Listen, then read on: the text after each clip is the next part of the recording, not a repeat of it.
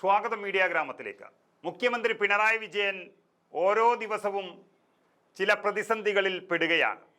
ശബരിമലയിൽ അയ്യപ്പ സംഗമം നടത്തി വലിയ രീതിയിൽ പ്രചരണം നടത്തിയെങ്കിലും ശബരിമലയിലെ സ്വർണ്ണപ്പാളി വിവാദത്തിൽ മുഖ്യമന്ത്രി പിണറായി വിജയൻ പ്രതിസന്ധിയിൽ നിൽക്കുകയാണ്. അതിന് അദ്ദേഹം മറുപടി പറഞ്ഞേ മതിയാകൂ എന്നാണ് AICC general secretary KC Venugopal MP പറഞ്ഞിരിക്കുന്നത്.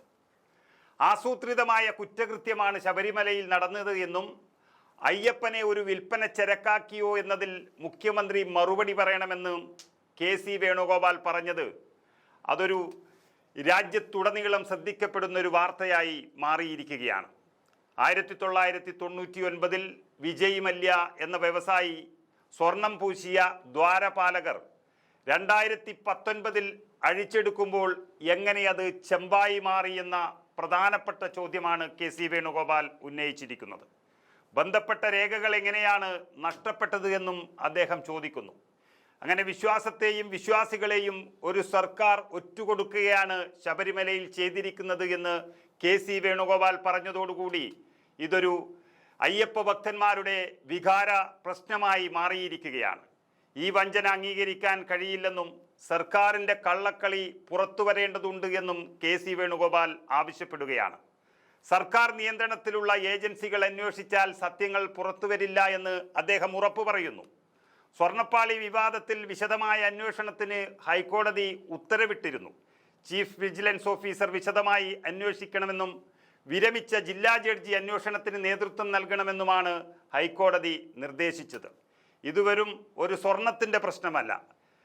ജനകോടികളുടെ വിശ്വാസ കേന്ദ്രമായ ശബരിമലയിൽ വെച്ച് ഇങ്ങനെ ഒരു കളവ് നടന്നതിൽ ആരാണിതിൻ്റെ പിന്നിലെന്ന് അറിഞ്ഞേ മതിയാകും. അത് വിശ്വാസികളുടെ അവകാശമാണ്.